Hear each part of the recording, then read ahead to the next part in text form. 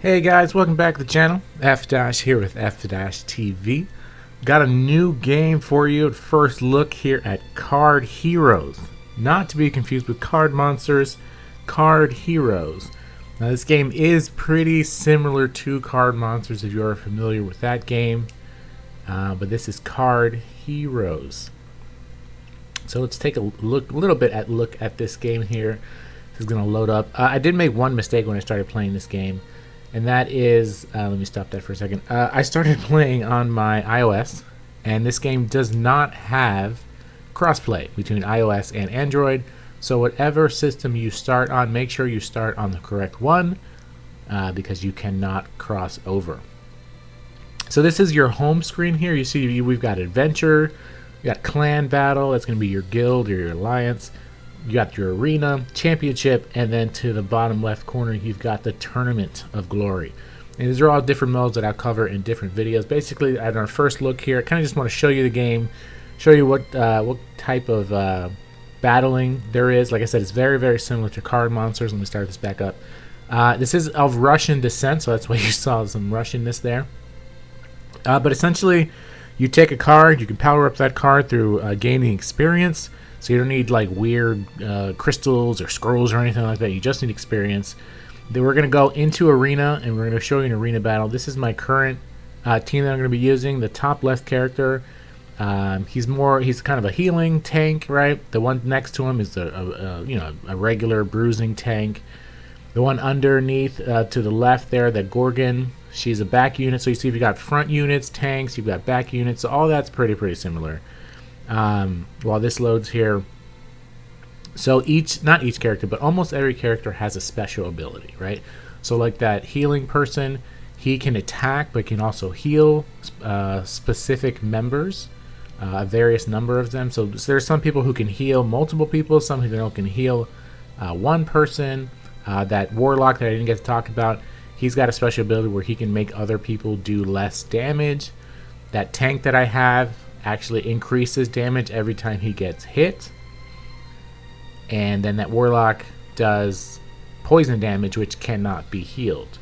That's really the biggest my biggest complaint about this game is that the current meta is defined by healing, and just there's so many healing characters, right?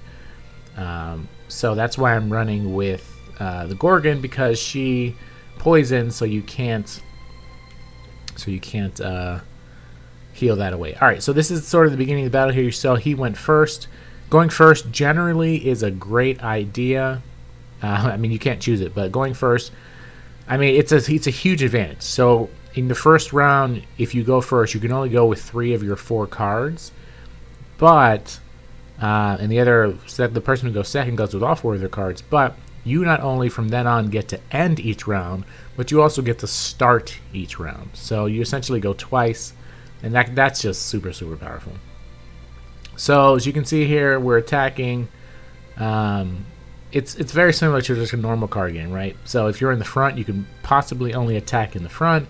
If you're in the back, you can probably hit everybody. It just depends on what type of character you have and what they can do. Again, that's all information we'll go into depth in other videos.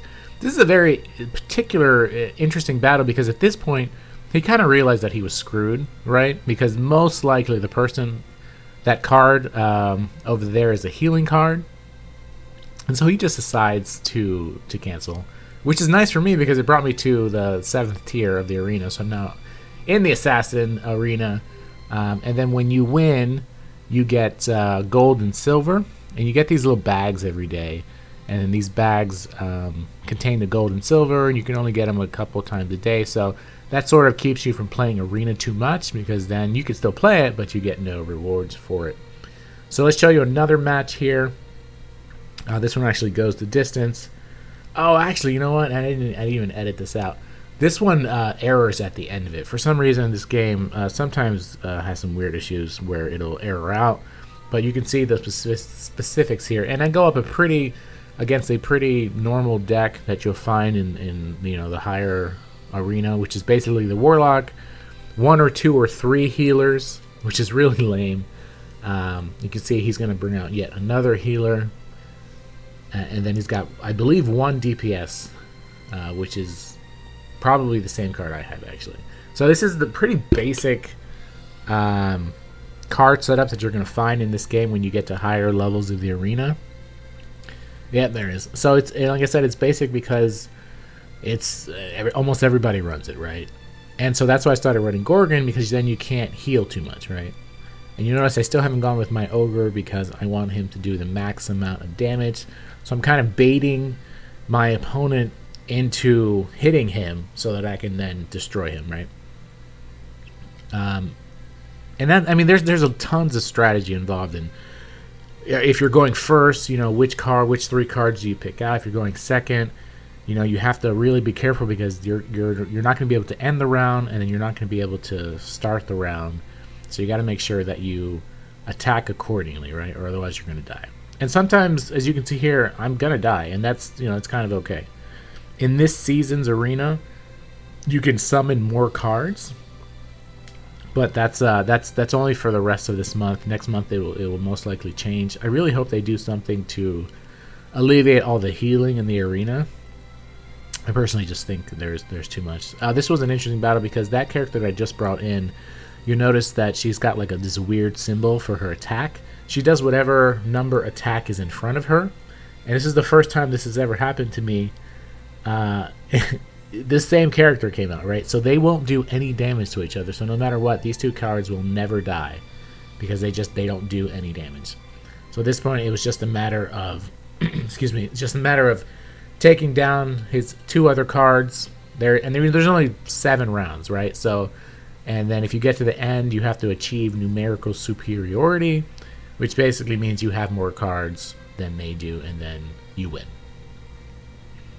So that's what we're doing here. So this is, again, a first look. This is very, very high level, 10,000 feet, high level view of this game. I find it really, really fun. I've actually, basically moved on from Card Monsters to this game. I just think it involves much more skill. In terms of pay to win, you can, of course. In this game, what you do is you buy gold, and then using gold, you can buy chests. But chests are sort of gated to the particular place in the adventure that you're in. You can still pull other cards, but most likely you'll pull, depending on which gold crate you get, it depends there. So you see here it bugged out, but I did eventually win that one. So yeah, so this is Card Heroes. Like I said, I'll be doing some more videos on this one. It's a little more difficult than doing Card Monster videos, only because I have to play on my iPad, record that, and then transport it to my computer. So it's a whole thing. It's a whole thing. That's why it's taking me so long to do this. I have been playing this for almost 2 months now. But this is Card Heroes. If you like it, go ahead, download it on your respective app store. If you want to join our clan, we are called Bloodshed. Look us up.